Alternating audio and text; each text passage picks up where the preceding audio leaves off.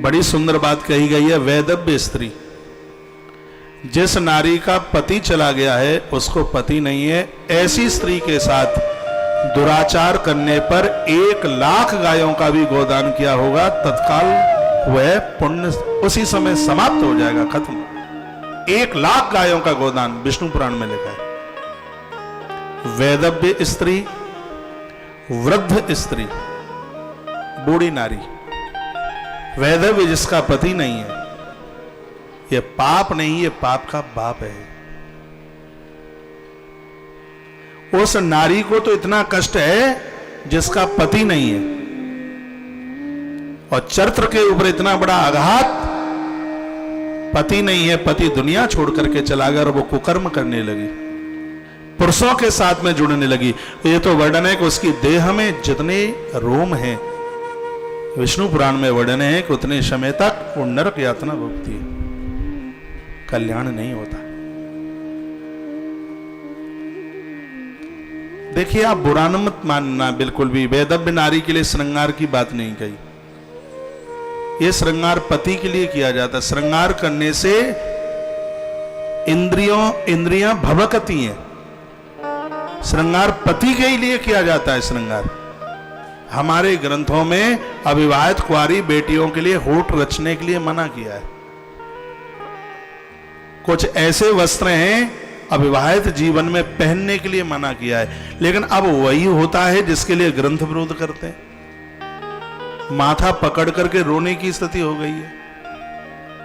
सब मन मुताबिक जीवन जी रहे हैं, कोई मतलब, कोई मायना ही नहीं, कोई मतलब ही नहीं। मुझे एक ऐसी भी बहन मिली जिसके पति का देहावसान हो गया, और मुझे पता है कि इसका पति दुनिया छोड़ के चला गया, उसके मांग में सिंदूर था। मैंने पूछा, बहन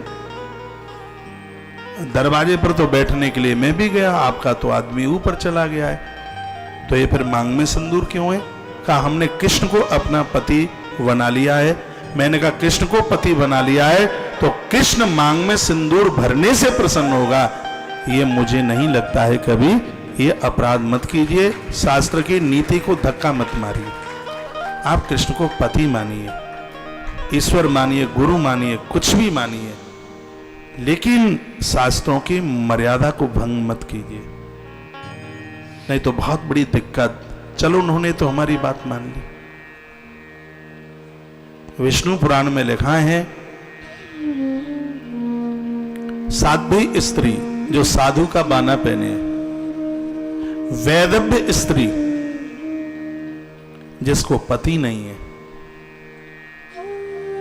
वृद्धा, इन नारियों के साथ में दुराचार होने पर व्यक्ति मुक्त नहीं हो सकता अपने जीवन में। इतना बड़ा अपराध, अपराध नहीं, ये पाप का भाव है।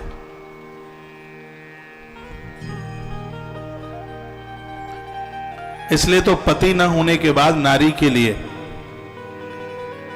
कुछ बातों का वर्णन किया, कहा या तो ससुराल में रहे, या बिल्कुल साधारण भेष में पागलों की तरह, लोग उसे पागल ही समझे, तीर्थों में गुजारा करे, कैसे भी अपराध से बचे।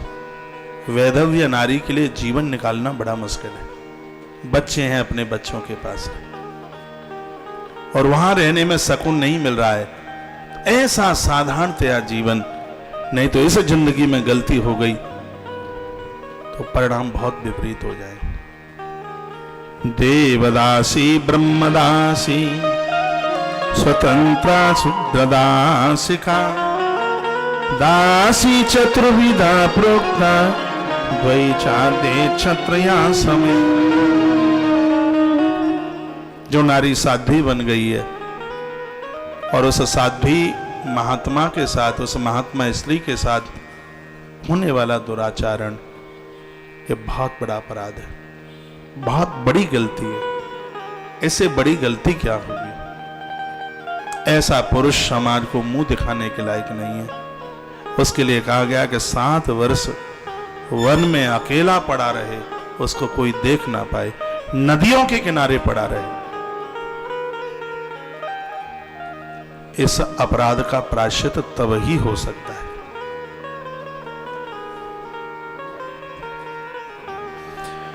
बोलिए बांके बिहारी लाल की जय हो। श्री हनुमान जी महाराज की जय हो।